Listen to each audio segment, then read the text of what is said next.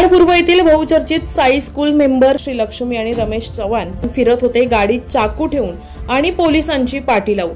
श्रीलक्ष्मी आणि रमेश चव्हाण ड्रायव्हर सचिन वाघमारे यांच्यावर उल्हासनगर मध्यवर्ती पोलीस ठाण्यात गुन्हा दाखल।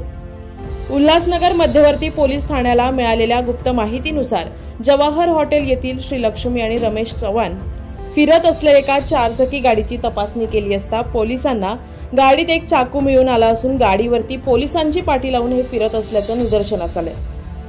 तात्काळ पोलिसांनी ही गाडी ड्रायव्हर सचिन वाघमारे याला पोलीस ठाण्यात आणण्यास सांगून पंचांसमोर तपासणी केल्यास गाडीमध्ये एक चाकू मिळाला असून उल्हासनगर मध्यवर्ती पोलिसांनी याचा तपास सुरू केलाय।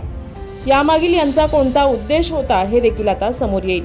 Bureau report, Adiraj media.